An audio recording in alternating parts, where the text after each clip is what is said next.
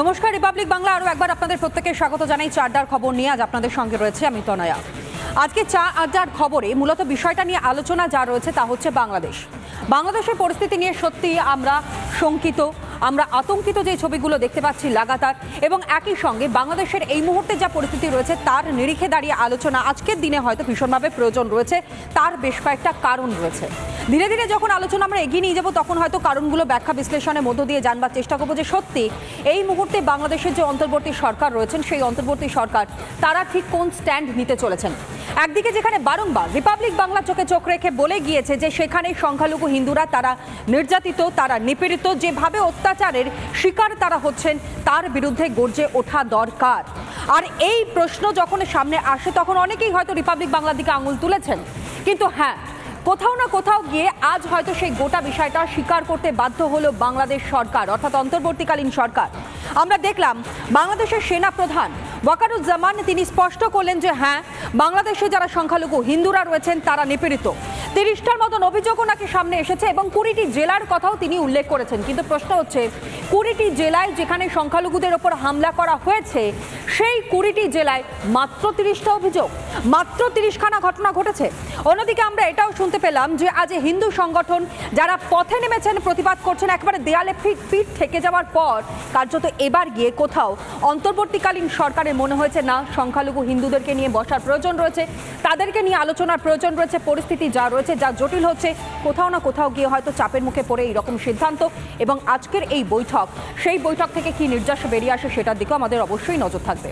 কিন্তু তার আগে বাংলাদেশের যে পরিস্থিতি, সেই পরিস্থিতি নিয়ে একটা বিশেষ প্রতিবেদন আপনাদের সামনে রাখি, নজর রাখুন।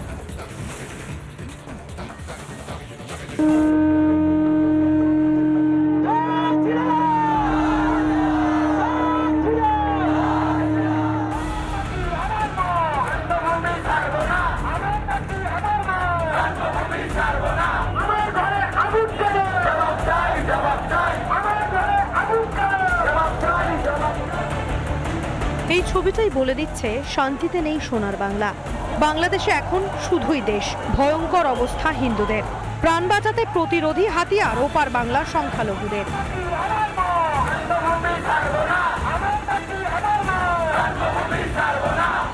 রবিবারের পর সোমবারও প্রতিবাদে গর্জন উঠল বাংলাদেশের রাজপথে। খুলনা থেকে গোপালগঞ্জ পথে প্রতিবাদে সনাতনীরা। সোমবার নড়াইলের ডিসি অফিসের দিকে এগিয়ে যায় একটি বিশাল মিছিল। সেখান থেকে উঠল জয় শ্রীরাম স্লোগান।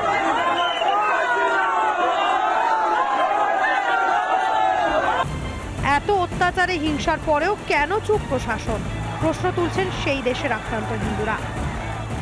প্রশাসনের কোনো ব্যবস্থা নেই, আমাদের সুরক্ষা নেই, আমাদের মা বোনের ইজ্জতের কোনো নিরাপত্তা নেই। আমরা এখানে বাঁচতে পারছি না। আমরা আমাদের জীবনের অধিকার চাই। আমরা বাংলাদেশের সন্তান, আমাদের বাপ মা এ দেশে বসেই আমাদের জন্ম দিয়েছেন, তারাও এ দেশের সন্তান। আমরা সুরক্ষা চাই, আমরা সুরক্ষা আইন চাই, আমরা গণতন্ত্রের অধিকার চাই, আমরা মাথা উঁচু করে বাঁচতে চাই। এত আন্দোলন, এত মিছিল, এসব কি দেখতে পাচ্ছে না ইউনূস সরকার? যদি সব জানা থাকে তাহলে কোনো পদক্ষেপ কেন গ্রহণ করছে না অন্তর্বর্তী সরকার? নাকি জেহাদির চাপের কাছে মুখে কুলু পেটেছে প্রশাসন? হিন্দুদের ওপর যেভাবে অত্যাচার হচ্ছে তার প্রতিবাদে বিশ্বের কোনায় কোনায় আছড়ে পড়ছে প্রতিবাদের ঢেউ। সংখ্যালঘুদের স্বার্থে প্রশাসকের ভূমিকা পালন করবেন মোহাম্মদ ইউনূস। রিপাবলিক বাংলা। লাগাতার চোখে চোখ রেখে প্রশ্ন করে গিয়েছে বাংলাদেশের সংখ্যালঘু হিন্দুদের বিষয়টা কেন বিশেষভাবে নজর দিয়ে দেখা হচ্ছে না। অন্তর্বর্তীকালীন সরকার তারা কেন বিষয়টার দিকে নজর দিচ্ছে না। রিপাবলিক বাংলা যখন বারংবার এই প্রশ্ন করেছে তখন রিপাবলিক বাংলার দিকে আঙুল তোলা হয়েছে, কিন্তু আজ কোথাও গিয়ে যখন এই বক্তব্যগুলো সামনে আসছে তখন স্পষ্ট হচ্ছে যে না, সত্যি এই ঘটনা সেখানে ঘটেছে, যার বিরুদ্ধে গর্জে ওঠা দরকার, যার বিরুদ্ধে আলোচনা করা দরকার, যার বিরুদ্ধে প্রতিবাদ আরও সংগঠিত হওয়া দরকার। এই নিয়ে আমরা আলোচনা এগিয়ে নিয়ে যাবো। যারা এই মুহূর্তে আমাদের সঙ্গে উপস্থিত রয়েছেন এই স্টুডিওতে, আমি পরিচয় পর্ব সারি। আমার একেবারে যিনি ডান দিকেই রয়েছেন দীপ্তাশ্ব যশ, বিজেপি মুখপাত্র, আপনাকে স্বাগত জানাই। আমাদের সঙ্গে রয়েছেন রাজাগোপাল ধর চক্রবর্তী, আন্তর্জাতিক সম্পর্ক বিশেষজ্ঞ। রাজাগোপাল বাবু, আপনাকেও স্বাগত জানাই। এবং আমার বাদিকে রয়েছেন ঝন্টু বড়াই, অধ্যাপক, আপনাকেও স্বাগত জানাই ঝন্টু দা। এবং একই সঙ্গে আমরা স্বাগত জানাই রাধামোহন রয়, আইনজীবী এবং শাসক দলের পক্ষ হয়ে তিনি বক্তব্য রাখবেন। আমি প্রথমেই একটু জানবার চেষ্টা করি এই মুহূর্তে বাংলাদেশের যা পরিস্থিতি, রাজগোপাল বাবু, এর আগে বারংবার আমরা আলোচনা করেছি, বারংবার আমরা জানবার চেষ্টা করেছি যা পরিস্থিতি এই মুহূর্তে বাংলাদেশে রয়েছে তার প্রেক্ষিতে দাঁড়িয়ে এই মুহূর্তে সেখানকার যে অন্তর্বর্তীকালীন সরকার, সেই অন্তর্বর্তীকালীন সরকারের ঠিক স্ট্যান্ডটা কোন জায়গায় রয়েছে। অর্থাৎ একটা দেশ যখন হয়, তখন একটা দেশের শাসনভার যখন কারোর ওপরে যায়, তখন তাদের কাছে একজন নাগরিকের যা ভূমিকা, ঠিক একই রকমভাবে কিন্তু 10 জন নাগরিকের বা সেখানকার গোটা কোটি কোটি মানুষের ভূমিকাটা ঠিক এক জায়গায় রয়েছে। তারপরেও কেন বৈষম্যতা নজরে আসছে? হ্যাঁ, দেখুন যে কেয়ারটেকার গভর্নমেন্ট সেখানে এসেছে, আমি অনেক দিন ধরেই বলছিলাম কেয়ারটেকার গভর্নমেন্টের কোনো সাংবিধানিক স্বীকৃতি নেই। 15th অ্যামেন্ডমেন্টের পরে কেয়ারটেকার গভর্নমেন্টের কোনো রোল নেই। যাই হোক, বাংলাদেশ তো আইনের পথে চলে না, সংবিধান মানে না। সে প্রশ্ন আজকের নয়। যে প্রশ্নটা এসেছে, এই যে ইন্টারিম গভর্নমেন্ট, তাকে কারা বসিয়েছে? বুঝতে পারছি আর্মি বসিয়েছে, কিন্তু আর্মির পেছনে কাদের হাত আছে? জামাতের হাত আছে। জামাতের আমরা জানি এককভাবে সেই শক্তি তাদের নেই। আমরা দেখেছিলাম লাস্ট ইলেকশন যেটা ওরা দাঁড়িয়েছিল 2008-এ, 2টো সিট পেয়েছিল, 32 লক্ষ মতন ভোট পেয়েছিল, কিন্তু মূল চালিকা শক্তি হচ্ছে বেগম জিয়ার পার্টি, এবং বেগম জিয়ার party, Bangladesh nationalist party, BNP এবং জামাত, এদের মূল লক্ষ্য হচ্ছে যে বাংলাদেশে, জামাত কিন্তু একটা পাকিস্তানি পার্টি ছিল, খেয়াল রাখতে হবে। তো সেই জামাত তারা এই এখন একটু সুযোগ পেয়েছে, সেই দেশটাকে কী করে ইসলামীকরণ করা যায় সেটারই চেষ্টা। এবং যারা ইন্টারিম গভর্নমেন্টে এসেছেন, আমার ধারণা এই বিএনপি জামাতের সেই যে লক্ষ্য, সেই লক্ষ্যই তারা পূরণ করবে। প্রথমে মনে হয়েছিল আর্মির বুঝি অ্যাম্বিশন আছে, আর্মি বাংলাদেশে বোঝা যাচ্ছে একেবারে নন প্রফেশনাল। আমরা ভেবেছিলাম এই আর্মি বাংলাদেশে, এরা সব, আমাদের জিয়াউর রহমান ছিলেন পাকিস্তানের ট্রেন্ড। আমাদের ধারণায় ছিল এই ভদ্রলোক বোধহয় প্রফেশনালি ট্রেন, গণতন্ত্রে বিশ্বাস আছে, এনার কিছুই সেখানে নেই। উনি এনাকে শিখণ্ডী দাঁড় করিয়ে আইএসআই সেখানে একটা ইসলামিক রাজত্ব বসাবার চেষ্টা করছে, এবং এদের লক্ষ্য হচ্ছে এথনিক ক্লিনসিং, হিন্দু ক্লিনসিং। সারা বিশ্বে যেখানে মুসলমান কোথাও আক্রমিত হলে আরব দেশগুলো এগিয়ে আসে, খ্রিশ্চানরা আক্রান্ত হলে আমরা দেখেছি আমেরিকা, ইংল্যান্ড এগিয়ে আসে, কেননা সেটা খ্রিশ্চানদের দেশ। কিন্তু হিন্দু আক্রান্ত হলে তাদের পেছনে আর কেউ নেই, হতভাগা হচ্ছে। বিভিন্ন জায়গায় রাধাগোপাল বাবু আমরা দেখছি যে বিভিন্ন জায়গায় কিন্তু প্রোটেস্ট হচ্ছে, তারা প্রতিবাদ করছেন, আন্দোলন সংগঠিত করছেন। আমি এখান থেকে একটুখানি জন্টুবাবুর কাছ থেকে জানবার চেষ্টা করি। জন্টুবাবু, পালাবদল তো হলো, যে কোটা বিরোধী আন্দোলন আমরা দেখেছি, ছাত্ররা পথে নেমেছিল, পরবর্তী সময় তাতে রাজনীতির রং লাগে, সেটা একেবারে স্পষ্ট হয়ে যায়। গোটা বিষয়গুলো যখন আমরা দেখি, যখন সরকারি সম্পত্তি নষ্ট করা হয়েছে, ভাঙচুর করা হয়েছে, আগুন জ্বালানো হয়েছে, সমস্ত ঘটনা নতুন করে বলবার কিছু নেই। মানুষের হয়তো ওই সোশ্যাল মিডিয়া সার্ফিং করতে করতে বা মোবাইল ঘাটতে ঘাটতে সে সমস্ত বিষয় তাদের জানা। কিন্তু আমার কাছে প্রশ্ন হচ্ছে, যে পালাবদল হয়ে গেল, যা দাবি দাবা ছিল সেগুলো সব পূরণ হয়ে গেল, কিন্তু তারপরেও হিন্দুদের ওপর এইরকম অকথ্য অত্যাচার কেন করা হচ্ছে? তাহলে কোনোভাবে সফট টার্গেট কি হিন্দুরাই ছিল সেখানকার? একদম। দেখো, বাংলাদেশে লাস্ট 50 বছরের উপরে যে ক্ষমতা, তার মধ্যে 18 বছর তো সেনা শাসন এবং একটা ডিস্টারবেন্স। আমরা প্রত্যেকটা একটা স্ট্যাটিস্টিক্স দেখেছিলাম, একটা ইন্টারন্যাশনাল রিপ্রেজেন্টেটিভ হিসেবে 2018-তে বাংলাদেশে যাওয়ার সুযোগ এবং গ্রাসরুট লেভেলে একটা গবেষণার সুযোগের থেকে, যে প্রত্যেকটা পালাবদলের হিডেন একটা মেকানিজম থাকে। সেই হিডেন মেকানিজমটা হচ্ছে ওখানে যে ধর্মীয় সংখ্যালঘু, শুধু হিন্দু নয়, বৌদ্ধ, খ্রিস্টান, চাকমা যে একটা ট্রাইব এরিয়া, ওরাও মুন্ডা, চা বাগানের, ওরাও কিন্তু ওখানে একটা বড় অংশ বিভক্তির পরে ওদিকে চলে গেছে, শিফট হয়েছে। এদের জমি দখল করা, এদের ইসলামিকীকরণ। এই যে এরশাদ সাহেব যখন 88 ধর্মান্তকরণ কি করা যায়, মানে ধর্ম পরিবর্তন করে দাও, যে কোনো একটা প্রেসার। বাংলাদেশের এটা সরকারি স্বীকৃত মেকানিজম, পাকিস্তানের সরকারি স্বীকৃত মেকানিজম। আমি পরিষ্কার বলছি যে বাংলাদেশে লাস্ট যে সেন্সাসটা হয়েছিল, সেই সেন্সাসে যে পরিমাণ জনসংখ্যাটা হিন্দু সম্প্রদায় এবং অন্যান্য অমুসলিম সম্প্রদায় কমেছিল, সেটা কোনোভাবেই পালিয়ে না আসা ছাড়া সম্ভব নয়।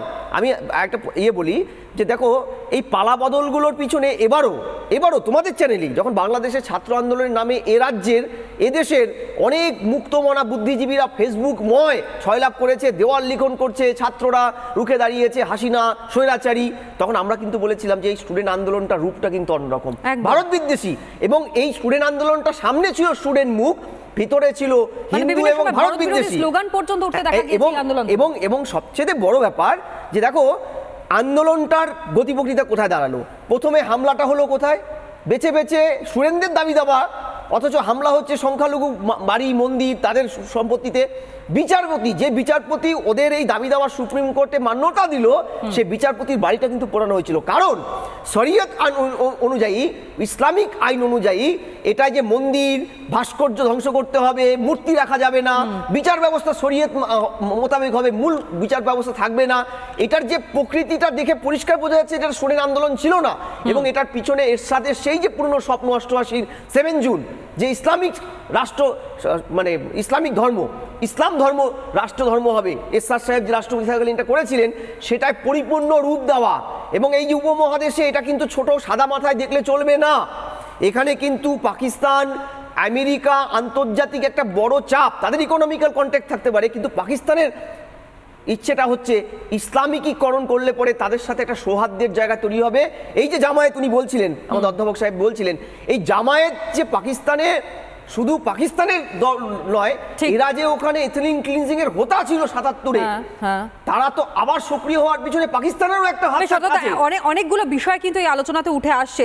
তবে এরই মধ্যে একটা ব্রেকিং আপনাদেরকে দিয়ে রাখি। বাংলাদেশে যেভাবে আক্রান্ত হচ্ছেন হিন্দুরা, যেখানকার সংখ্যালঘু হিন্দুরা, সনাতনীরা যারা পথে নেমেছেন, সেখানে এই মুহূর্তে খবর পাওয়া যাচ্ছে যে মোহাম্মদ ইউনূস তিনি কিন্তু বৈঠকে ডাক দিয়েছেন এবং সেখানে কার্যত হিন্দু সম্প্রদায়ের প্রতিনিধিদের উপস্থিত থাকার কথা বলা হয়েছে। তিনি বলছেন হিন্দু সম্প্রদায়ের প্রতিনিধিরা তারা উপস্থিত থাকবেন এবং তাদের উপস্থিতিতেই আজকের এই বৈঠক সংগঠিত হতে চলেছে। একবার বক্তব্য আপনাদের সামনে আমরা তুলে ধরি। হিন্দুদের উপর লাগাতার হিংসা নিয়ে আলোচনা হবে, এমনটাই সূত্র মারফত কিন্তু খবরও পাওয়া যাচ্ছে। শুনুন। হিন্দুদের আক্রমণ করতেছে, বৌদ্ধদের আক্রমণ করতেছে, সংখ্যালঘু কয়জন আছে রে ভাই? কি জন্য তাদের নিয়ে টানাটানি করতেছে? এটা কি দেশের মানুষ না? তোমরা যখন দেশই রক্ষা করতে পারছো, কয়েকটা পরিবার রক্ষা করতে পারবে না? কথা হলো, কষ্ট লাগে। সেও তোমাদের সঙ্গে ছিল, তার ছেলে তোমার সঙ্গে ছিল। যত হিন্দু পরিবার, খ্রিস্টান পরিবার যত আছে, বলতে কেউ তার গায়ে আসতে পারবে না। আমার ভাই, আমরা একসঙ্গে যুদ্ধ করছি, একসঙ্গে থাকবো। এটা পুরা বাংলাদেশ একটা পরিবার আমাদের। আমি এই বক্তব্য আপনাদের সামনে রাখলাম যে তিনিও উদ্বেগ প্রকাশ করেছেন সে দেশের সংখ্যালঘু হিন্দুদেরকে নিয়ে, সনাতনীদের নিয়ে, বৌদ্ধদের নিয়ে, এবং সেই বক্তব্য আপনাদের সামনে রাখলাম। দীপ্তাশুবাবুর কাছে আমি এখান থেকে আসি। সবটাই কি তাহলে আইবাস? তিনি যখন ক্ষমতায় আসছেন তখন তিনি বলছেন যে হ্যাঁ তাদেরকে বাঁচাতে হবে, সবকিছু করতে হবে, কিন্তু ক্ষমতা নেবার পরেও তারপরেও দেখা গিয়েছে হামলার ঘটনা ঘটছে। হামলার ঘটনা এখনও ঘটছে এবং এখন যেটা হয়েছে, এখন প্যাটার্নটা পাল্টে এখন যেটা বাংলাদেশের যে আরবান এরিয়া সেখানে অ্যাটাকটা হচ্ছে না, এখন হচ্ছে রুরাল এরিয়া। আচ্ছা বলুন তো, ওই যে লালমাটিতে যে মেয়েটিকে তুলে নিয়ে যাওয়া হয়েছিল, উনি বলতে পারবেন যে সেই মেয়েটির আজকে খবর, সেই মেয়েটিকে ফেরানো হয়েছে কিনা? দেখুন, বাংলাদেশে এর আগে 1971 সালে যখন মুক্তিযুদ্ধ হয়েছিল, তাতে সবথেকে বেশি মারা গেছিল কারা? হিন্দুরা। 30 লাখ হিন্দু মারা গেছিল। সেই হিসেবে যে মুক্তিযুদ্ধের কোটা নিয়ে এত কথা, সেই মুক্তিযুদ্ধের কোটা তো সবথেকে বেশি পাওয়া উচিত ছিল হিন্দুদের, তারা পায়নি। তো প্রথম থেকেই যে আন্দোলনে, প্রথম থেকেই স্লোগান ওঠে ভারত যাদের মামার বাড়ি, বাংলা ছাড়ো তাড়াতাড়ি, কিংবা যাদের হাতে লাল ধাগা তাদের এবার দেশ থেকে ভাগা, তো সেই আন্দোলনের লক্ষ্য কি সেটা একমাত্র বামেরা ছাড়া সবাই বুঝতে পারে। আমাদের বাম এবং বুদ্ধিজীবীরা তারা একটু দেরিতে বোঝেন। তারা প্যালেস্টাইন এসব হলে তারা বিভিন্ন সময় তো আমরা দেখেছি তৃণমূলপন্থী যারা বুদ্ধিজীবী তারা পথে বেরিয়েছেন, কিন্তু তারপরেও কিন্তু আমরা দেখিনি আবার ওই বাংলাদেশে যে ঘটনা ঘটছে, হিন্দুদেরকে যেভাবে পেটানো হচ্ছে, মারধর করা হচ্ছে, একবারে কোড আনকোড বলছি, তার কারণ পথে কিন্তু তারাই নেমেছেন। এবং শুধুমাত্র হিন্দুরা তারা যে পথে নেমেছেন তা না, একই সঙ্গে বৌদ্ধরা, সন্ন্যাসীরা তারাও পথে নেমেছেন। তারাও বলছেন যে হ্যাঁ তারা সেখানে নিপীড়িত, তারা নির্যাতিত, কিন্তু তারপরেও কোনো রকমের আওয়াজ কি এখান থেকে উঠছে? তৃণমূলপন্থী যারা বুদ্ধিজীবীরা রয়েছেন তারা আসবেন। আমি দীপ্তাশুবাবু আসবো, রাধামোহন বাবুর কাছ থেকে রিয়াকশনটা আগে নিয়ে নিই। দেখুন, আমি একটা কথা বলি, আমরা তো বামেদের মতন না। বামেদের আসল চরিত্র, আসল রং সব মানুষ দেখে নিচ্ছে যে বাংলাদেশে হিন্দুদের উপরে হামলা হচ্ছে আর ওরা রাস্তায় বেরিয়ে মানে উল্লাস করছে আর মানে সাপোর্ট করছে ওই জামাতের যে মানে যেগুলো করছে। কিন্তু জিনিসটা হচ্ছে আমাদের, দেখুন আপনি আমাদের মুখ্যমন্ত্রী, বামেরা সাপোর্ট করছে তৃণমূল কংগ্রেসে, তারা কি পথে নেমেছিল? না, আমাদের পথে নামার ব্যাপার নেই। এটা তো একটা সেন্ট্রাল ইস্যু। এটা এই ইস্যুটা ডিল করবে সেন্টার, এটা তো আমরা ডিল করবো না, এটা স্টেট ইস্যু না। আপনি জানেন হয়তো আমাদের মুখ্যমন্ত্রী এটা নিজেই বলেছেন যে এই ইস্যু একটা কান্ট্রির ইস্যু যখন হয় তখন সেন্টারের ইস্যু হয়, এটা কিন্তু স্টেটের ইস্যু হয় না। রাধামোহন বাবু, প্রতিবাদ করতে গেলে আমি তুমি এই ব্যাপারটা কি থাকে? শোনো, প্রতিবাদ দিয়ে হয় না। জিনিসটা হচ্ছে যে এই যে ইস্যুসটা হয়, যে ইন্টারন্যাশনাল ইস্যুসগুলো, এগুলো ডিল করে কিন্তু সেন্টার। সেখানে আমরা কেন মানে আমি বলি কাউকে কোনো এই বাম এদেরকেও মানে এর মধ্যে, আমেরিকার মানুষ, লন্ডনের মানুষ তারাও তো পথে নেমেছে, তারা তাহলে কিভাবে নামলেন? এবার কথাটা শুনুন, আমরা কি পথে নামলে কি এ হবে? আপনি বলছেন যে পথে নামা, আমাদের মুখ্যমন্ত্রী তো ওপেন বলে দিতে যে সেন্টারের ইস্যু, সেন্টার যা বলবে আমরা ওটা মানার জন্য রেডি। এর থেকে বেশি আর কি বলবো? এটা পথে নামা না নামার তো ব্যাপার নেই। আমরা কি পথে নামলে বাংলাদেশের শর্ট আউট হয়ে যাবে? রাদার আপনি বলুন যে বামরা পথে নেবে, বাংলাদেশি জামাতদেরকে সাপোর্ট করছে, এটা কি মানা যায়? আপনি বলুন তো মানা যায়? আপনি কি মানবেন? এটা মানা যায় না। আজকে তাই জন্য মানুষ তো বামেদের রং দেখে, মানে চরিত্র দেখে নিয়েছে, তাই জন্য তো ওদেরকে সুন্দর থেকে উপরে উঠতে দিচ্ছে না। কিন্তু জিনিসটা হচ্ছে, দেখুন, যখন এই যে একটা ইন্টারন্যাশনাল ইস্যুস যখন হয়, এটা একটা issues of hue and cry, এটাতে এটা পুরো সেন্টারই পুরো ডিল করবে। এটাতে আমরা কেন, আমাদের স্টেট কেন, যে কোনো স্টেটের মাঝখানে আসা উচিতই না। মানে হিন্দু বাঙালিরা তারা সেখানে নিপীড়িত, নির্যাতিত, অথচ তাদের উপর যে অত্যাচার হচ্ছে তার না, যদি সেন্টার আমাদেরকে বলে, আমরা সম্ভব না, এটাই তো আপনাদের স্ট্যান্ড। আপনারা এটাই বোঝাতে চাইছেন। সেন্টার যদি আমাদেরকে বলে তাহলে আমরা নিশ্চয়ই আমরা স্ট্যান্ড নেব। কিন্তু সেন্ট্রাল রোহিঙ্গা অনুপ্রবেশ যখন ভারত সরকার বাধা দিলেন সরকারিভাবে, আপনি খেয়াল করবেন কলকাতার বুকে কতগুলো মিছিল সংখ্যালঘু নেতা, তৃণমূলপন্থী সংখ্যালঘু নেতারা মিছিল সংগঠিত করেছিল। মমতা ব্যানার্জি একদম বিধানসভায় পাস করতে হবে, রোহিঙ্গাদের মানবিক কারণে ভারতে আশ্রয় দিতে হবে বলে, তখন সেটা আন্তর্জাতিক ইস্যু ছিল না, বুঝি না? না, আপনি বলুন ইয়েস অর নো। কলকাতায় বুকে সুলতান আহমেদ বড় মিছিল করেছে, আপনাদের গ্রন্থাগার মন্ত্রী সিদ্দিকুল্লাহ কত বড় মিছিল বের করেছিল, দিল্লির বুকে অবস্থান করেছিল। 30 বছর তো আপনি বামে ছিলেন, এখন রংটা পাল্টেছেন। কে বামে ছিল? কোন রাজনীতির দলের সাথে আমার কোনো সঙ্গ নেই। প্রশ্নটা হচ্ছে উত্তর এড়াবেন না। আপনি চাকরিটা কি করে ইন্টারন্যাশনাল ইস্যু বলে কি হয়? হিন্দু সম্প্রদায় ঝন্টুবাবু চুরি করে চাকরি পেয়েছেন, প্রশ্ন তুলছেন।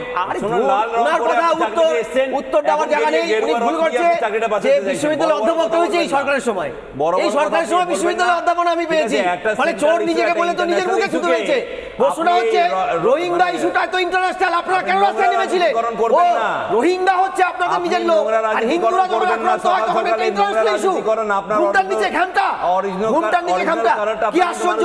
তৃণমূল ধর্মের ভিত্তিতে এই সেপারেশন পছন্দ করে না, ধর্মের ভিত্তিতে সংরক্ষণ পছন্দ করে। মুসলিম সংরক্ষণ ধর্মের ভিত্তিতে চাই।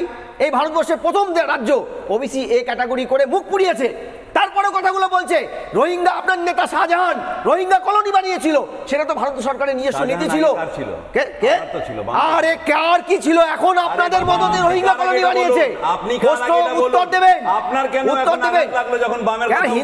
হিন্দুদের উপরে আক্রমণ হলে, হিন্দুদের উপরে আক্রমণ হলে এক সুর, বামেদের এক সুর, তৃণমূলের এক সুর। মানে এখন একটা বিষয় মানে স্পষ্ট, তৃণমূলপন্থী যারা বুদ্ধিজীবীরা তাদের সত্যি করবার কিছু নেই। তারা প্রতিবাদে নামবেন, তারা তাহলে বিক্ষোভ করবেন। আমি এখান থেকে একটু রাজাগোপাল বাবুর কাছে জানবার চেষ্টা করি। রাজাগোপাল বাবু, যে পরিস্থিতি বাংলাদেশের সৃষ্টি হলো, সত্যি আমরা এই দেশে হয়তো বসে রয়েছি, কিন্তু পার্শ্ববর্তী দেশ তো, যদি পাশের বাড়ির লোকের ক্ষতি হয় তাহলে হয়তো নিজেদেরও খারাপ লাগাটা খুব স্বাভাবিক বিষয়। যেই পরিস্থিতি এই মুহূর্তে আমাদের হয়েছে, সত্যি আমাদের খারাপ লাগছে, যে কারণের জন্য বারংবার হয়তো আমরা আলোচনাতে এই বিষয়গুলো রাখছি। কিন্তু বাংলাদেশের এই যে পরিস্থিতি হচ্ছে হঠাৎ করে, এটা আমরা শুনলাম যে আজকে একটা বৈঠকের ডাক দেওয়া হয়েছে এবং হিন্দু সংগঠনের যারা প্রতিনিধিরা পথে নেমেছেন তাদের প্রতিনিধিদেরকে সঙ্গে নিয়ে মূলত আজকে মোহাম্মদ ইউনূস তিনি বৈঠক করবেন। কিন্তু সেটা এতদিন দেরি হলো কেন? এটা এক নম্বর প্রশ্ন। দ্বিতীয় প্রশ্ন আমার যেটা থাকবে সেটা হচ্ছে, কোনো না কোনোভাবে যে বিভিন্ন জায়গায় প্রতিবাদ হচ্ছে, বিক্ষোভ হচ্ছে, শুধুমাত্র যে বাংলাদেশের মধ্যে হচ্ছে তা তো নয়, একই সঙ্গে বাংলাদেশের বাদ দিয়ে যদি আমরা দেখি, আমেরিকা হচ্ছে, লন্ডন হচ্ছে, বিভিন্ন জায়গায় প্রতিবাদে কিন্তু ইতিমধ্যেই নেমেছেন যে হিন্দুদের ওপর অত্যাচার যা হচ্ছে তা থামাতে হবে। কোথাও গিয়ে একটা বৈদেশিক প্রেশার রয়েছে, কোনো রকমভাবে কোনো প্রেশারের কারণেই কি আজকের এই বৈঠকের ডাক দেওয়া হলো বলে মনে হয় আপনার? না, দেখুন, মানে সত্যি একটা কথা বলে নেওয়া ভালো যে এই বাম এইসব আলগুলো আসছে। আমি একটা কথা বলি, ওখানকার যে আওয়ামী লীগের যে গ্র্যান্ড অ্যালায়েন্স আছে তার এক অন্যতম পার্টি হচ্ছে যে ওয়ার্কার্স পার্টি। হায়দার খান মেননে আমার সঙ্গে ব্যক্তিগত পরিচয় আছে, তারা হচ্ছে সিপিএমের সঙ্গে অ্যালায়েন্স, তারা কিন্তু আওয়ামী লীগের সঙ্গে আছে। সুতরাং এখানে অনেকে অনেক কথা বলছে, সেগুলো সেখানকার বাস্তবতার সঙ্গে মিলেনি। যাই যে প্রশ্নটা আপনি আমায় করেছেন সেই দিকেই আমি অ্যাড্রেস করব।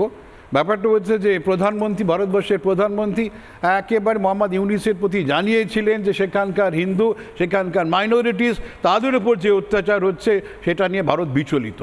কখনোই বলেননি তুমি থামাও, আমরা হ্যাঁ তোমার প্রতি আমরা রিকোয়েস্ট করছি, অনুরোধ করছি, আদেশ করছি, এই ধরনের কোনো কিছুই বলা হয়নি। যেখানে বলা ছিল যে আমরা সেখানকার মানুষের দুর্দশা অত্যন্ত বিচলিত। দেখুন, ভারত এখন এমন একটা জায়গায় আছে, শক্তি অর্জন করতে হয়, বুঝেছেন, তাহলেই আপনার সম্মান মেলে।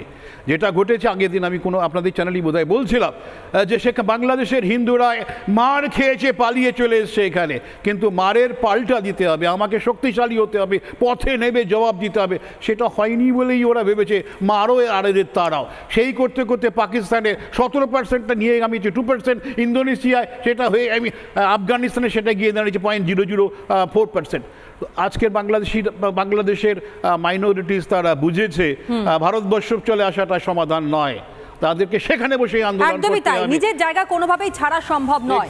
লড়াই করে নিজেদের জায়গাটাকে বজায় রাখতে হবে এবং নিজেদের অধিকার নিজেদের কাছে রাখতে হবে এবং সেটা অর্জন করতে হবে। এটা হয়তো বাংলাদেশের সংখ্যালঘু হিন্দুরা তারা আজ বুঝতে পেরেছেন, যে কারোর জন্য তারা পথে নেমেছেন। এই আলোচনা তো আমরা এগিয়ে নিয়ে যাবো, তবে এখন সময় হচ্ছে ছোট্ট একটা বিরতি, ফিরে আসছে এখন।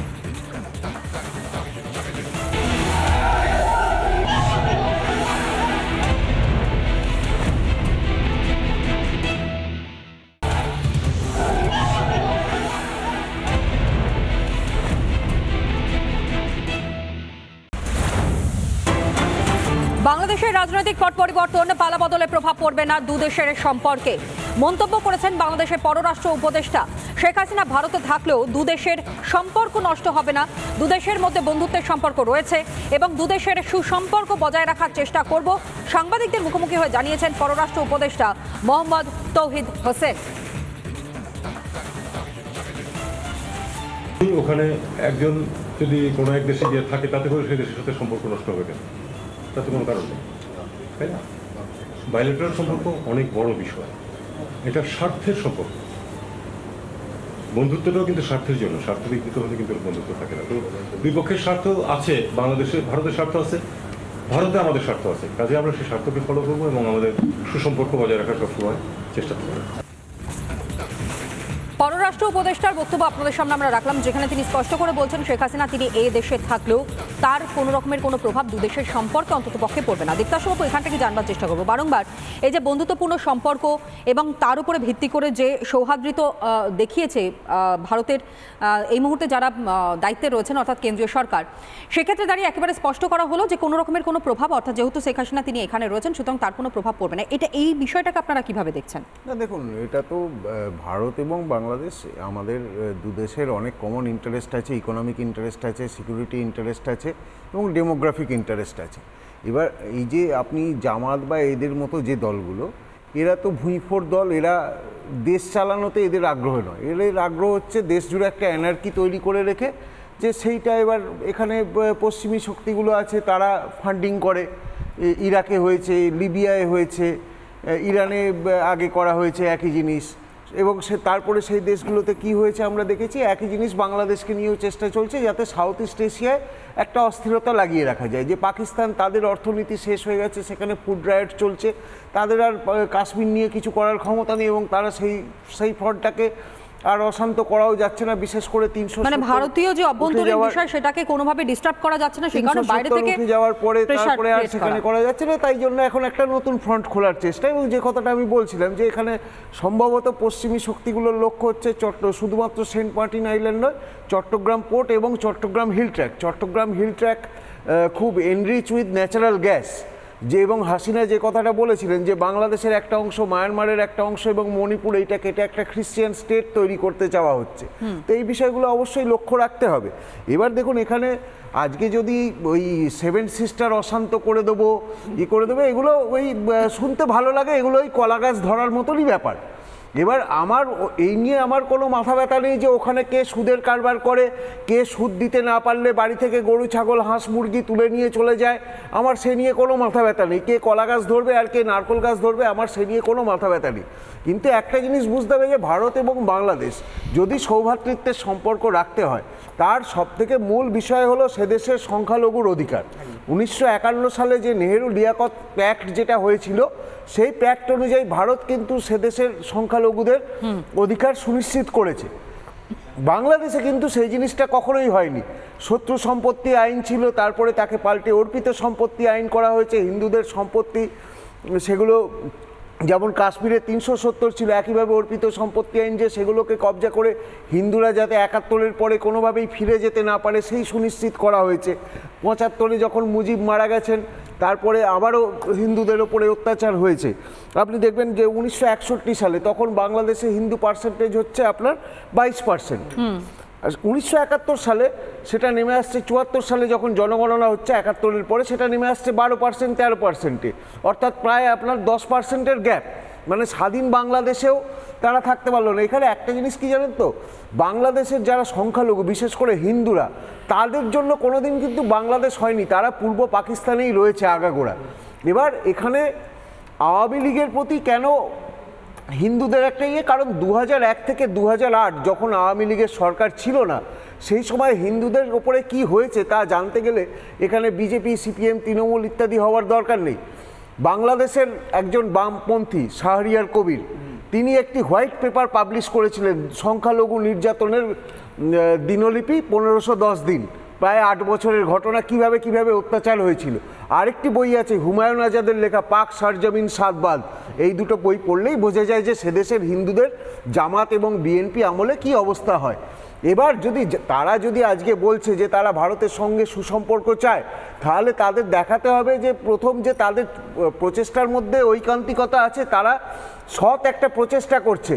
এবার আপনি দেখুন এখানে গতকাল থেকে শুরু হয়েছে একটা প্রোপাগান্ডা যে বিভিন্ন জায়গায় কিছু লোককে দাঁড় করিয়ে দেওয়া হচ্ছে হিন্দু বলে, এবং তারপরে তাদের নাকি ধরা হয়েছে যে তারা মন্দিরে আগুন লাগাতে যাচ্ছিল। এইগুলো খুব সস্তা দরের প্রোপাগান্ডা, আমরা এগুলো সবাই বুঝতে পারি। এসব ওই যেমন আপনি পিনাকি ভট্টাচার্য নাম নিয়ে আসলে আপনি হুজুর পিনাকি ভট্টাচার্য এবং আপনি মন্তব্য করে যাচ্ছেন, আপনি উস্কানি দিচ্ছেন, তো এগুলো আমরা বুঝি না যে তা নয়, ওই সব শুকনো কথায় চিড়ে ভিজবে না।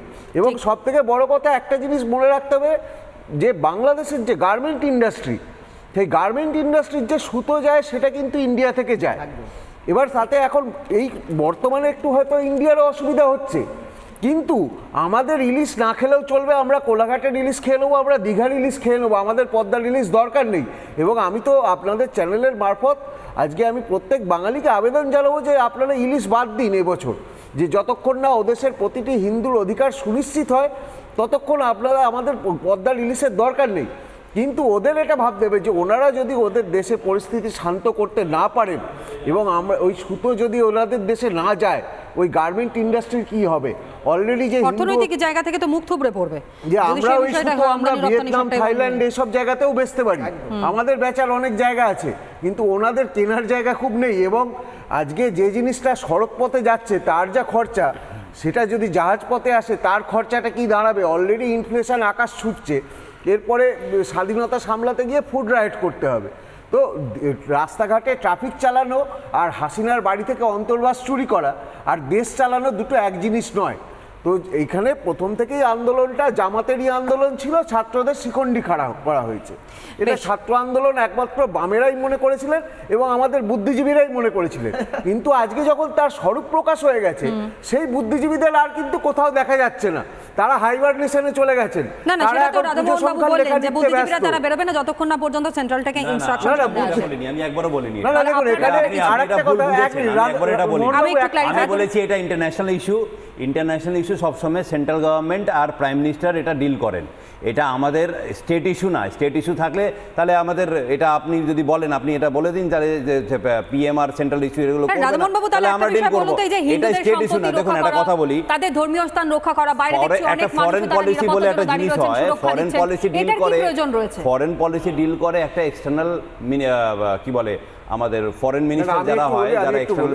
মোহনবাবু আমি এক মিনিট আমি বলি, দেখুন একটা কথা আমি যেটা বলতে চাই যে এখানে মোহনবাবু, আমি, ঝন্টুবাবু, রাজাবাবু, আমরা সবাই তো বাঙালি, এবং আমাদেরকে পরিচয় জিজ্ঞেস করা হলে আমরা বলি না আমরা মুসলিম, আমরা বলি আমরা বাঙালি।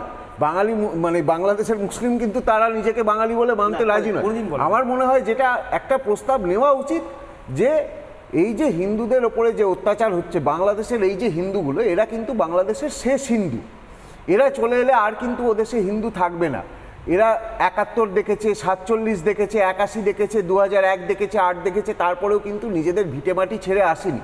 তো আমরা অন্তত এটুকুনি করতে পারি, সব রাজনীতি, সব ব্যক্তিগত তরজা বাদ দিয়ে, যে বাঙালি হিসেবে সব দলমত নির্বিশেষে একটা মিছিল করে আমরা দেখাতে পারি বাংলাদেশ সরকারকে যে ওখানে যদি ক্রিয়া হয় এখানে কিন্তু প্রতিক্রিয়া হওয়ার সম্ভাবনা পুরো মাত্রায় আছে। আপনি যেটা বলছেন আপনার এই কথাতে আমি মানবো, তাহলে আপনি কি এটা এ করবেন যে বামেরা যে মিছিল করছে আর যে বাংলাদেশ জামাতদেরকে যে সাপোর্ট করছে এটা তো আমি তো বলবো যে বামেরা বাঙালি মনে করে তারাও আসুন, ব্যান করে দিন। বামেরা দেখো এখানে একটা কথা বলবো, একটা কথা শুনুন, এখানে বাংলাদেশের এই জামাতের আন্দোলনকে ছাত্র আন্দোলন তারাই ভেবেছিল যাদের কাছে গোপাল পাঠা আর শ্যামাপ্রসাদ মুখার্জি শত্রু আর চীনের চেয়ারম্যান যাদের চেয়ারম্যান, এরা এটাকে ছাত্র আন্দোলন তারাই ভেবেছিল যাদের উদ্বাস্তুর কথা শুরু হয় শিয়ালদা স্টেশন থেকে, তার আগেটা আর বলতে ভুলে যায়, যেরা ওই লেখক কেউ শাসক গায়ক এরকম নানা।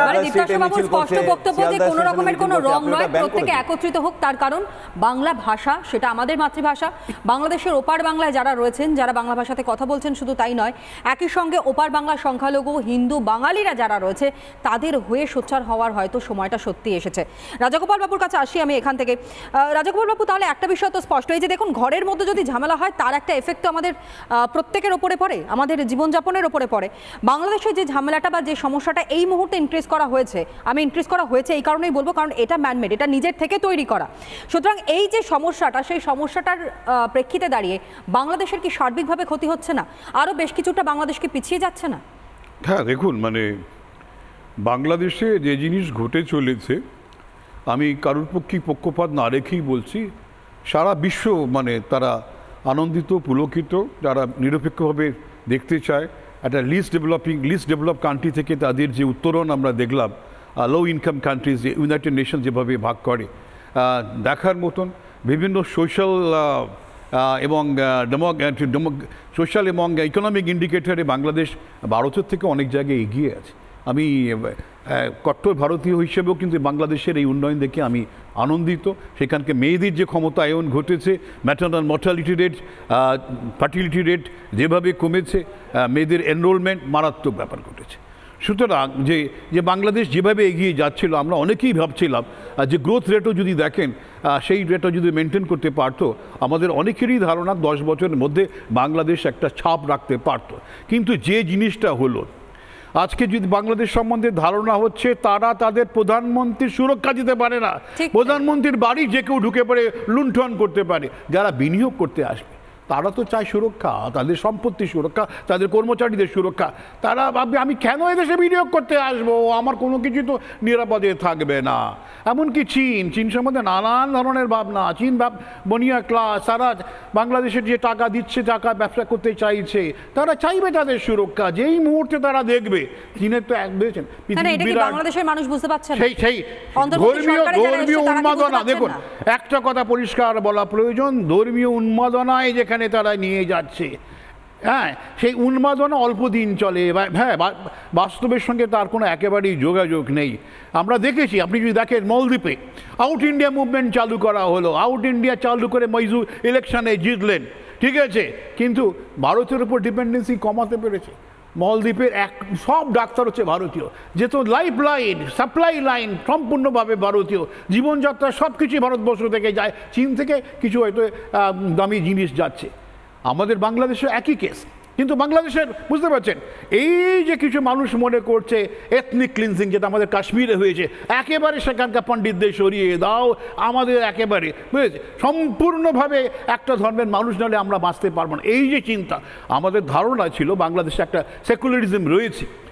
অনেকেই আমরা মনে করতাম বাংলাদেশের যে ধর্মনিরপেক্ষতার কি শিক্ষিত মানুষের মধ্যে রয়েছে। বাংলাদেশে বহুবার গিয়ে আমার এইটুকুন ধারণা হয়েছিল যে সেখানকার মানুষ সব ধর্ম সম্বন্ধে কিছুটা বুঝি তাদের একটা টলারেন্স আছে। কিন্তু যখন আন্দোলন এইরকম দেখা যায়, যখন জামাত ঢুকে পড়ে, যখন সব আন্দোলনটা হিন্দু বা মাইনরিটি বিরোধী হয়ে পড়ে, তখনই আমার অবাক লাগে যে এই দেশটা আর কি এগোতে পারবে। শেখ হাসিনাকে সরিয়ে দিল, আপনি নোবেল লরেটকে নিয়ে এলেন, গ্রামীণ ব্যাংক সারা বিশ্বের কাছে মাইক্রো ক্রেডিট মুভমেন্ট একটা অসাধারণ ভূমিকা তার রেখেছে, কিন্তু উনি কি পারবেন যে হাসিনা ঠিক আছে রিগিং করেছে, আমি 100 বার বলি, নির্বাচনে কারচুপি করেছে, সি ওয়াজ এ টেরর, সি ওয়াজ এ ডিক্টেটর, স্বৈরাচার, কিন্তু দেশকে যে উন্নয়ন দিয়েছে সেটা দেখার মতন যে 15 বছর উনি একটানা ছিলেন, এর আগে তো আলাদা তো ছিলেন কোয়ালিশন গভর্নমেন্টের হিসাবে, এখন একটানা যেভাবে বাংলাদেশে স্টেবিলিটি দিয়েছে, বাংলাদেশের রেসপেক্টেবিলিটি চায়নাও চাইছে, ভারতও চাইছে, আমেরিকা চাইছে, বাংলাদেশ কোনো দিন সেই জায়গায় ছিল না। সুতরাং বাংলাদেশিরা যে ভুল করছে তারা যে ধর্মের একটা স্বপ্ন দেখছে, কোনো দিন কেবলমাত্র ধর্মের কথা ভেবে আমি দেশকে এগিয়ে নিয়ে যেতে পারি না। একদমই তাই। এবং সেই ধর্মান্ধতার উপর ভিত্তি করে হয়তো তারা চেষ্টা করছেন, হয়তো কোডানকোড তারা এটাও চাইছেন, মুখে হয়তো বলছেন না যে কোনো ইসলামিক স্টেট ঘোষণা করা হবে, তারা মুখে বলছেন ধর্মনিরপেক্ষতার কথা, ধর্মনিরপেক্ষ রাষ্ট্রের কথা, কিন্তু তারপরও সেটা কি মানা হচ্ছে ঝন্টুবাবু? না, ইসলামিক রাষ্ট্র। আর যদি সেটাই মানা হয় তাহলে আমি একটু যোগ করি, তাহলে এই প্রপার্টি অ্যাক্টের বিষয়টা নিয়ে যেটা বারংবার হিন্দুরা তারা পথে নেমে সোচ্চার হয়েছেন, সেটারই বাকি প্রয়োজনীয়তা রয়েছে। আমি পরিষ্কার আপনাকে বলি, এটা টোটালি আন্তর্জাতিক কমিউনিটিকে দেখিয়ে কিছু বেনিফিট আদায় করা এবং ভাবমূর্তি ফিরিয়ে আনা। নাহলে আজকে এতদিন ধরে ধ্বংসাত্মক আন্দোলন, যেটা সংখ্যালঘু সম্পত্তি, মান সম্মান, ধর্মীয় অধিকারকে তছনছ করেছে, একজন অ্যারেস্ট হয়েছে আপনি দেখাতে পারেন? বাংলাদেশের ধারাবাহিক ইতিহাস, পাকিস্তানের রাজনৈতিক পালাবদলের ধারাবাহিক ইতিহাস যদি খুঁটে খুঁটে গবেষণা করা যায়, একাধিক কাজ হয়েছে, একাধিক কাজ তাদের দেশের লোকজনের হয়েছে। আমরা চাই না, আমরা তো ধর্মান্ধ, আমরা তো ওদের সম্পর্কে খাটো করেই দেখব। ফলে ওদের এটা অভিযোগ, ফলে সেখানে কিন্তু পরিষ্কার এই আন্দোলনগুলোর ওয়ান অ্যান্ড অনলি এজেন্ডা। অভিযোগের কথা যখন আপনি বলছেন, সেনাপ্রধান তিনি বলছেন যে না, সেখানে ঝামেলা হয়েছে, সেখানে নিপীড়িত হয়েছে হিন্দুরা। সেনাপ্রধান দায়িত্ব নেওয়ার পরে কেস নাকি সামনে এসেছে। আমি বলছি সেনাপ্রধান তো দায়িত্বটা ছিল, দায়িত্বহীন তো ছিল না। শেখ হাসিনা দেশ থেকে যখন দেশ ছেড়েছে, তিনি রিজাইনটা কার হাতে দিয়েছে? সেনাপ্রধানের হাতে। লোকে বলে তার নির্দেশে হয়েছে। তাহলে তারপরে এত ঘটনা হওয়ার পরে সেনা কার্যত ছোট জগন্নাথ ছিল কেন এখনো একজনও অ্যারেস্ট হয়নি?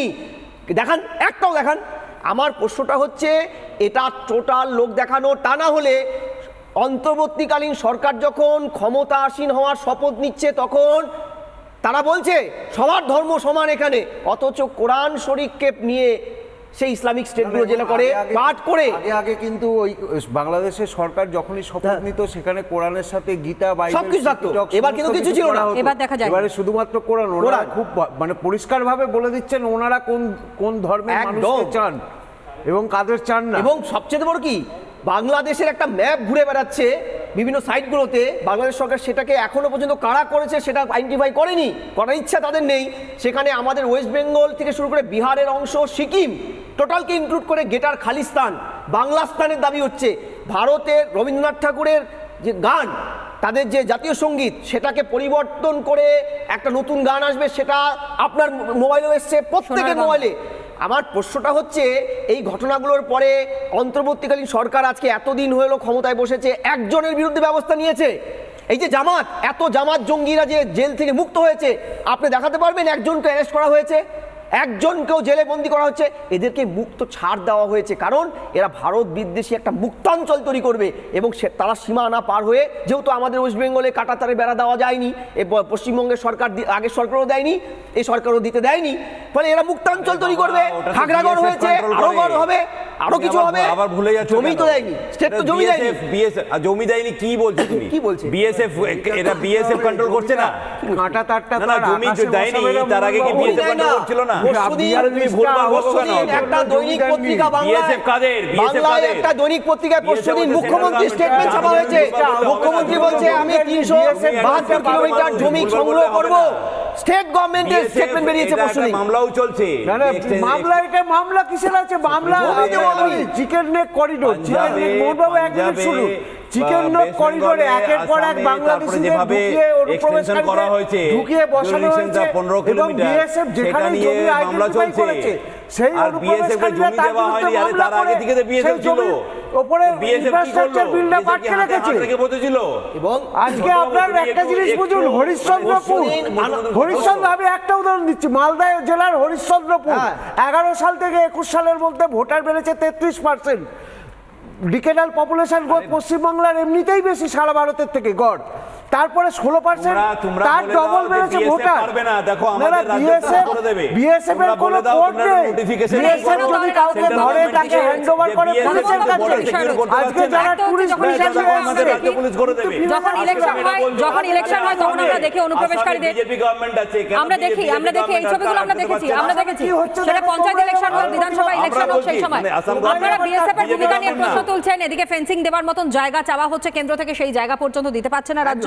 পাশাপাশি আমরা এটাও দেখছি যে বারংবার করে তৃণমূল কংগ্রেসের নেতারা তারা বহুবার আমরা দেখেছি, বহুবার আমরা এই খবর দেখিয়েছি এবং বক্তব্য শুনিয়েছি যে সেখানে পরিষ্কার করে বলা হচ্ছে যে সিটিজেনশিপ নাকি দেওয়া হবে, অর্থাৎ তারা যে নাগরিক সেই নাগরিকত্ব নাকি দেওয়া হবে এবং তার জন্য নির্দিষ্ট একজন মন্ত্রীর নাম, একজন বিধায়কের নামও কিন্তু স্পষ্ট করে বলতে শোনা গেছে। এগুলোর পুরনো ঘটনা হয়ে গেছে আমার মনে হয়, বারংবার আমরা আলোচনা করেছি, কিন্তু তারপরেও যে বিরোধিতার জায়গাটা আপনারা রাখছেন তার স্ট্যান্ডটা কোন জায়গায়? তাহলেও কেন ঢুকে যাচ্ছে, তাহলেও বাংলাদেশিরা কেন ঢুকছে আসামে? যা হচ্ছে তার তো আবার আপনারাই হেমন্ত বিশ্ব শর্মা নিজে বলছে যে অনেক আসামে আপনি মেনে নিন যে আসাম নিঃসন্দেহে কেন্দ্রের বিষয়, কিন্তু রাজ্য কোন রকমের কঠিন কোন স্টেপ নিয়েছে? আরে রাজ্য কি করে নেবে? এটা বিএসএফ কন্ট্রোল করে, সেন্ট্রাল গভর্নমেন্ট বিএসএফ এর কোনো কোর্ট আছে বলুন তো? হ্যাঁ বিএসএফ কন্ট্রোল করতে পারছে না, দেখুন আমাদের রাজ্য করে নেবে। দীপ্তাংশুবাবু শব্দ আপনারা কোনো ব্যবস্থা নিতে পারেন? কাউকে ডিটেইন করলে উনি বলুন যে বিএসএফ কাউকে ডিটেইন করলে কাকে হ্যান্ডওভার করে? লোকাল পুলিশকে। এবার লোকাল পুলিশকে যখনই হ্যান্ডওভার করছে ওই যে জাকিরদা যারা আধার কার্ড বানিয়ে দেবেন তারা তো গিয়ে সার্টিফাই করছেন যে আমি একে চিনি, এখানকার স্থানীয় লোক। তখন আমি এই মুহূর্তে একটু বিরত করছি আলোচনা। এই মুহূর্তে একটা ব্রেকিং এই মুহূর্তে আমাদেরকে দিতেই হবে, একটু ব্রেকিংটা আপনাদের সামনে রাখি, ব্রেকিংটা এই মুহূর্তে আপনাদের সামনে রাখি। বাংলাদেশের হিন্দুদের পাশে ইসরায়েলও বাংলাদেশের হিন্দুদের ওপর আক্রমণ হচ্ছে এবং আমরা চুপ থাকতে পারবো না। যুদ্ধের সময় তারা ইসরায়েলের পাশে ছিল এবং আরও একবার জানাই আমাদের দায়িত্ব তাদের পাশে থাকা। ইসরায়েলের প্রধানমন্ত্রী সহায়ক তিনি বক্তব্য রেখেছেন, হানানিয়া নাফতালি বাংলাদেশের হিন্দুদের ওপর আক্রমণ হচ্ছে এবং আমরা চুপ থাকতে পারবো না বলেই মন্তব্য করেছেন তিনি। শোনাই। মাইনরিটি একটা ইস্যু ছিল মাইনরিটির ব্যাপারে, তো আমার কাছে সমস্ত রিপোর্ট আমি স্টাডি করে দেখলাম যে সারা বাংলাদেশে মাত্র 30টা মাইনরিটি রিলেটেড অপরাধ সংঘটিত হয়েছে 20টা জেলায়। এর মধ্যে অধিকাংশই হচ্ছে যে লুটপাট, মন্দিরে অগ্নিসংযোগ ইত্যাদি। আর এগুলির মধ্যেও মোস্টলি হচ্ছে যে পলিটিক্যাল রাইভালরি, এটা এই কারণে এগুলো হয়েছে। আমি আশা করি যে এই জিনিসগুলো আবার নর্মাল হয়ে আসবে এবং আমি অনুরোধ করব সমস্ত রাজনৈতিক দলগুলোকে তারা যেন শান্তিপূর্ণভাবে তারা তাদের কার্যক্রম চালিয়ে যাক, কোনো ধরনের যেন ধ্বংসাত্মক কোনো কাজ না করে।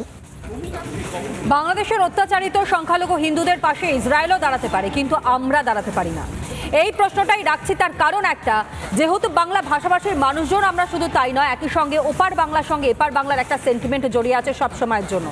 আজকের মতো আলোচনা আমাদের এখানেই শেষ করতে হচ্ছে, তবে হ্যাঁ জোরালো এই প্রশ্ন আমরা আগামী দিনেও রাখবো, কারণ একটাই বিষয়, কোনো দেশের কোনো সংখ্যালঘু হিন্দুরা তারা নিপীড়িত হোক, তারা নির্যাতিত হোক, তারা আক্রমণের মুখে পড়ুক, এটা আমরা সত্যিই কেউ চাই না। তাতে প্রতিবাদ আরও জোরালো হবে, রিপাবলিক বাংলার এই আওয়াজ, এই গর্জন আরও উঠবে। কোনো রকমের কোনো চোখ রাঙানির ভয় আমরা পাইনি, আগামী দিনেও পাবো না। আজকের মতন আলোচনা আমাদের এখানেই শেষ করতে হচ্ছে, তবে অন্যান্য সব ব্রেকিং খবরের জন্য অবশ্যই নজর রাখতে হবে রিপাবলিক বাংলায়। ছোট্ট একটা বিরতি নিয়ে ফিরে আসছি।